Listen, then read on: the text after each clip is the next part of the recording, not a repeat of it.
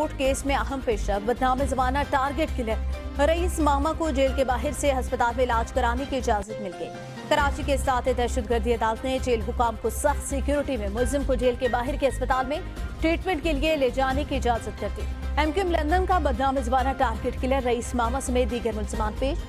तफ्तीशी अफसर की अदम हाजिरी पर अदालत ने इजहार बरहमी की और तफ्तीशी अफसर को आइंदा समाअत पर गवाहों को पेश करने का हुक्म दिया। देखिए जी, सदाद दहशतगर्दी की अदालत में सानिया चक्रा गोट की समाअत हुई है। समाअत के मौके पर जो है वो बदनाम ज़माना टारगेट किलर रईस मामा की वकील की जानिब से इनको जेल के बाहर अस्पताल में इलाज मुआवजे की फराहमी से मुतल्लिक ये दरख्वास्त जमा करवाई गई थी कि अदालत ने जो है वो मुलजिम की दरख्वास्त मंजूर कर ली है और अदालत ने मुलजिम को जेल के बाहर के अस्पताल से इलाज कराने की इजाज़त दे दी है। अदालत ने जेल हुकाम को सख्त सिक्योरिटी में मुलजिम को जेल के बाहर के जो अस्पताल है उसमें ट्रीटमेंट के लिए ले जाने की हिदायत की है। अदालत ने तफ्तीशी अफसर को आइंदा समाअत पर गवाहों को भी पेश करने का हुक्म दे दिया है, जबकि अदालत ने इस मौके पर तमाम मुलजिमान को आइंदा समाअत पर हाजिरी यकीनी बनाने की